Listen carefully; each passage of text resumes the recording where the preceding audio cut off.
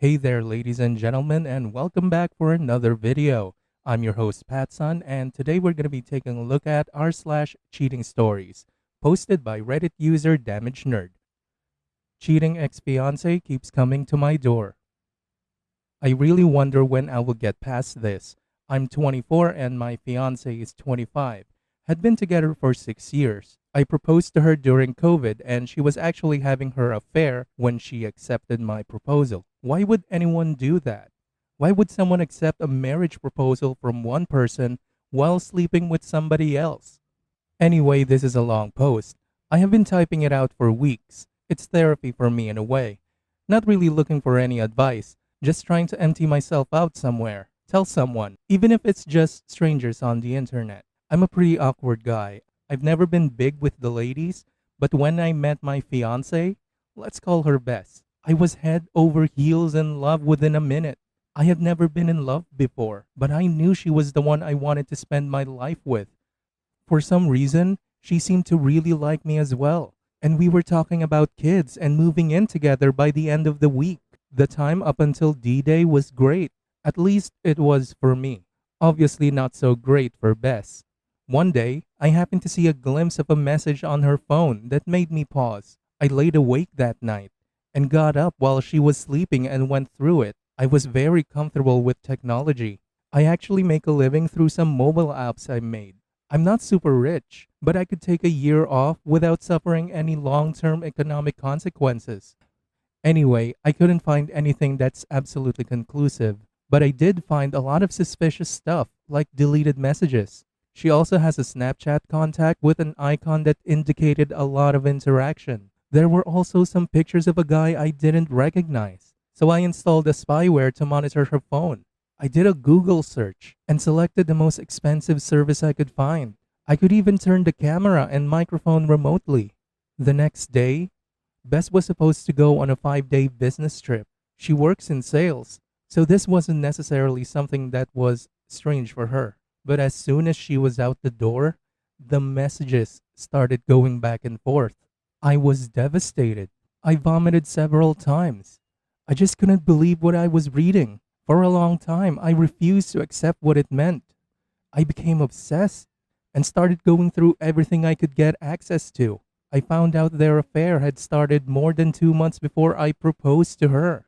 Her affair partner was a work colleague, a married man, 10 years her senior with 3 children and a wife that was 7 months pregnant at this point. The final insult that day was when I could hear them in action in the hotel room. They professed their love for each other, badmouthed me and his wife. They talk about running away and starting a new family. I was totally distraught. I had no idea what to do. I didn't have the guts to call and confront her. In the end, I ended up calling my best friend since childhood. Let's call him Kay. Kay grew up in a Brazilian favela. He was already tough as nails when he and his mother moved in next door when I was 12. This was in the UK, by the way. Kay's father had died a few years before. Kay never really talked about it. His mother said he died in a random act of violence. My mother left us when I was 10. She was an addict. And my father never remarried. Kay don't know a word of English. But over the first summer, we became close friends. And I learned some Portuguese and he some English. I guess we bonded so strongly through shared trauma. Me and Kay had been inseparable ever since, which is kind of weird. I am a conflict shy and awkward nerd. Kay is very popular and not afraid of anything, unlike me. Kay is not big or muscular or anything like that. He's just damn tough. Everybody loves Kay. In high school, someone planned a surprise party for him, and 250 people showed up. I can probably count my friends in one hand, and 3 of them are more people I know than actual friends. I told Kay everything, showed him the messages, the emails I managed to uncover. He was silent for a long time. He told me that he couldn't give me any specific advice, because this was something I had to deal with. I had to deal with this that was right for me. He then proceeded to remind me about a girl he had been with that had cheated on him. He went nuclear. He exposed her to her family and friends and went no contact. I had no idea what to do. Kay's suggestion was the only thing I had. So I told him I wanted to do something like that to Bess. We packed all her stuff and drove it to a storage unit, changed the lock on my apartment, and prepared to pick her up on the airport. Thankfully, Kay was driving. I was actually sitting on my hands to hide how much they were shaking. Bess was happy and laughing. When she got into the car, she instantly notices something was wrong with me. I just told her I wasn't feeling well. Kay smiled at her and told her I had a cool surprise planned for her at her parents' house. I didn't say anything. Not a single word the entire trip. I tried to not let her see my face, and I faked every smile as best I could. From the moment Bess got into the car, the rest of the day seemed like it played in slow motion. I had already talked to her parents the day before and told them we were coming by. I told them I had a surprise announcement to make. When we arrived there were hugs and smiles. And I almost backed out at that point. I love her parents. They've been so good to me and always made me feel welcome. Soon, Bess was sitting on the sofa in between her parents. At some point, someone asked about the big surprise. Kay encouraged me to go on. I started off by telling her parents how fond I was with them and how grateful I was that they had welcomed me into their family and treated me in such a way that I always felt welcome. I had this entire speech planned out. It was eloquent, composed. I totally forgot my speech, so I just blurted out. Bess has been cheating on me with a work colleague that has kids, and his wife is 7 months pregnant. The engagement is off. The wedding is off. Our relationship is over. Bess, your stuff is in a storage container. I just dropped the key on the floor. This is goodbye forever. I walked out while everyone was just sitting there silent. I heard Kay tell them that I needed time to heal, and please don't contact me unless it's absolutely necessary. In the car, the Facebook group where we were planning the wedding, everybody was on there. My entire family, her entire family, friends, everyone. I posted a short message, almost identical to what I told her parents, and then disconnected from the group. Kay kept telling me he was proud of me, that one day I would look back at this and be happy that I stood up for myself. I was just stunned. Nothing about this felt good or real. The next planned stop was a fair partner's wife. When she opened the door, I just blurted it out. I didn't even introduce myself. I'm pretty sure she slapped me at one point. As I gave her a thumb drive with all the evidence on it, her husband comes around the corner behind her. His wife immediately started screaming. She told him to get lost and not to come near her. He tried making excuses, but as soon as he took a step forward, Kay was right up in his face instantly. You heard the lady. Get out. After a bit more back and forth, he eventually packed the bag and scuffled off. Kay talked to his wife for a while. I was just trying to process my screwed up life in my mind. In the end, we were invited inside. Kay called his mother, and we agreed to spend the night until her father could arrive the next morning. She was scared her husband will turn back up, and she did not want to see him alone. Inside, I was treated like I had turned invisible. No one saw me or noticed me. I just sat there crying silently. I understand she was in a much worse situation than me. I was not married and did not have kids. Still, I was breaking inside, that nobody even looked at me. At some point, they all fell asleep. I still sat there crying. I decided that I was going to just end it. I started looking for pills, but I couldn't find any. In the end, I got a long knife, and I planned just to stab myself through the heart with it. I held it towards my chest with both hands, and when I took a deep breath, the knife went under my rib cage and penetrated about a centimeter. It hurt like hell. I sat there for a while, watching the knife with the bloody tip. I had no idea how long I stood there.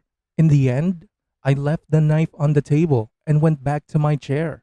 There, I sat crying for the rest of the night.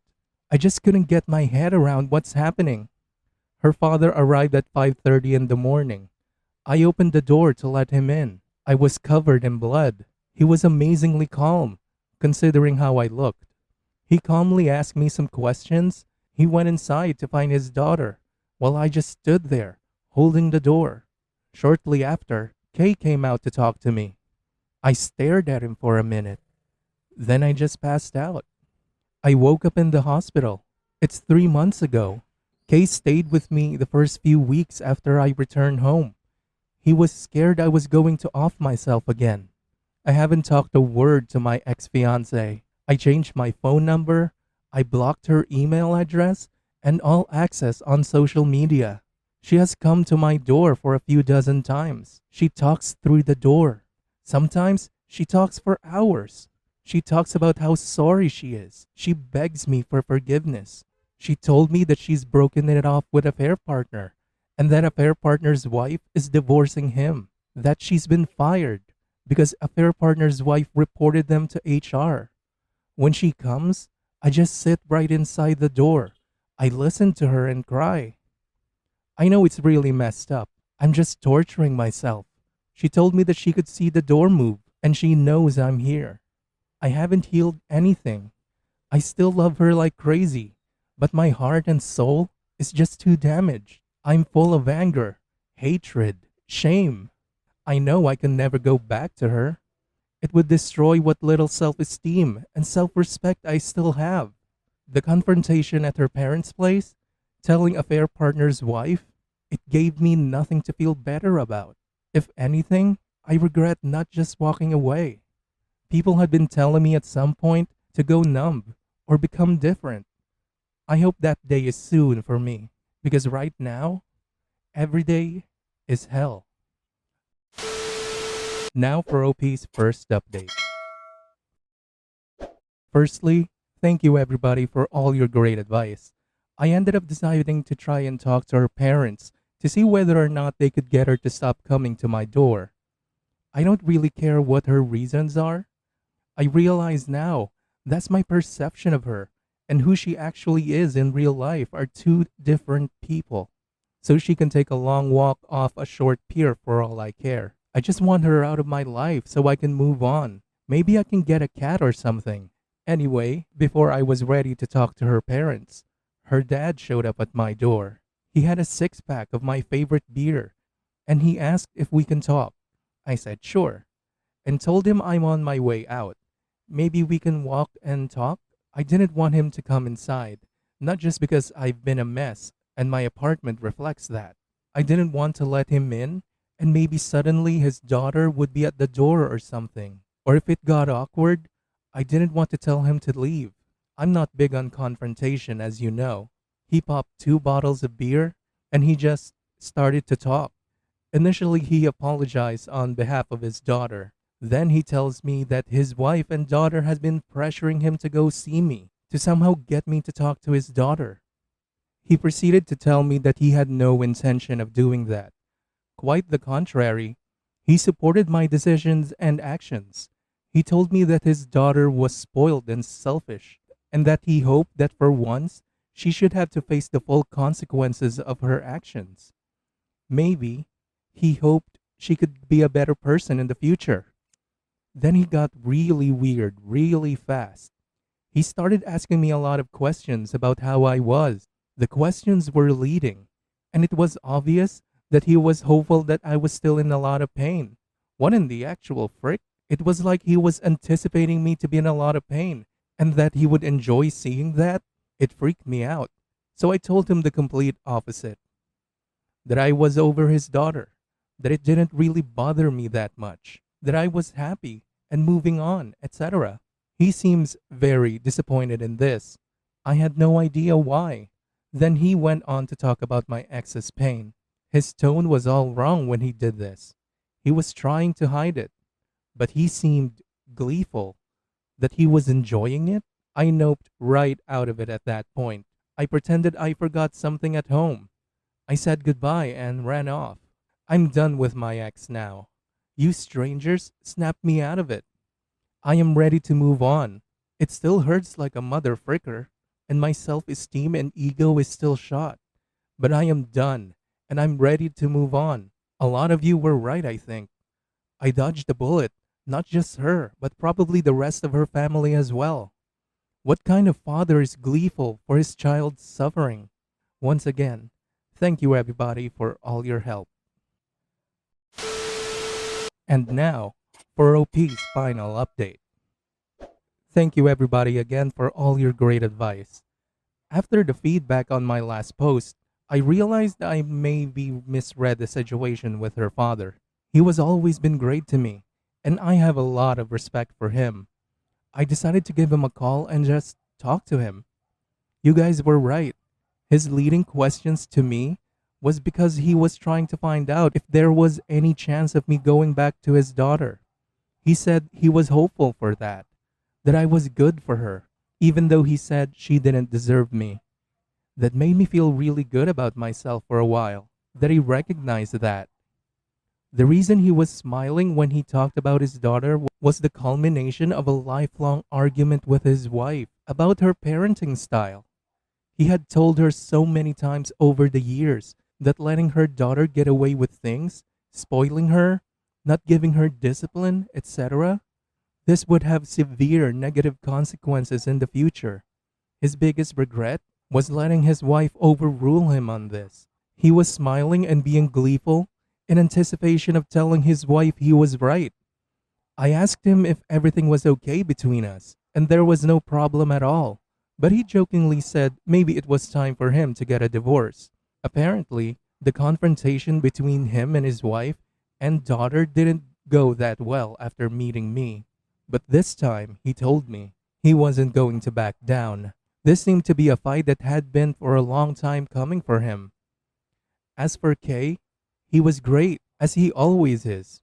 He has been supporting me and encouraging me all along. Now that I'm out of it, I realized how right he was, that one day I would be proud of myself of what I'd done. I stood up for myself, something I usually never do, and I feel awesome from it.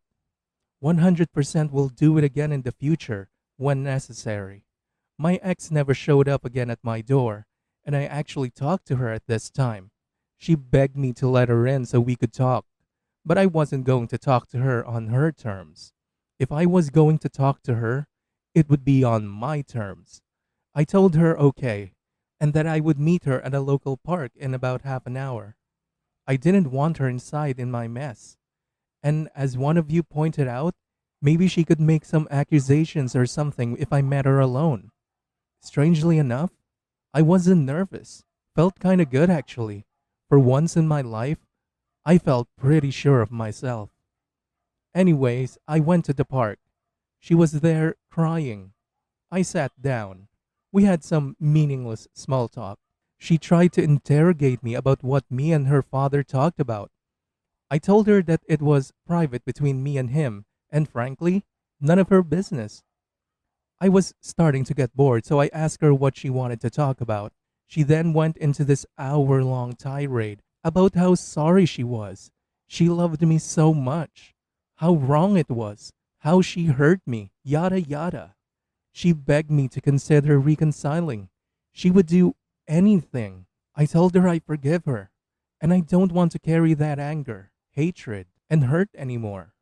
But no, getting back together, that will never happen. People who love other people don't do what she did to me. Her actions prove beyond any doubt that she is not a nice person. Nice people don't do what she did. I can never trust her again. I told her I want to live my life with a nice person that I could trust, a person that appreciates and loves me. And due to her actions, she is no longer a viable candidate for that role in my life. She cried hysterically. I sat there and watched. It was strange. I have never felt that detached from anybody. I actually felt upset about how little I cared. This indifference isn't me. I can't remember any other time, at least. I called her dad to come get her. I told her that I hoped she would get some counseling and fix herself. Something was obviously broken inside her. I tried to encourage her that she would get through this, but she didn't really want to hear any of that. Her dad came. I explained the situation to him. I told her I wish her all the best and good luck. Then I got an Uber, went to a local animal shelter, and adopted a kitten. I named the kitten Shiny. Kay joked that he was blinded by my new shiny spine. So kitten's name is Shiny to always remind me to stand up for myself. I am happy. I'm happy I managed to take the high road and just be honest with her without yelling while calling her names. I've been playing with my amazing kitten, having a lot of fun, and Kay is coming over later to play some video games and swing down some beers. I'm sad about my ex. I feel sorry for her. I will miss the good times we had, but I'm also relieved that I am done with this now. I received some hard, uncomfortable truths from you, but it was what I needed to hear. Thank you, Reddit. You helped me finally stand up for myself and deal with this. And then Opie posted a picture of his cat. Thanks for listening, everyone. If you even somewhat enjoyed today's story, make sure to give this video a thumbs up. And if you really like it, make sure to subscribe to Patson to never miss a future upload. Stay strong.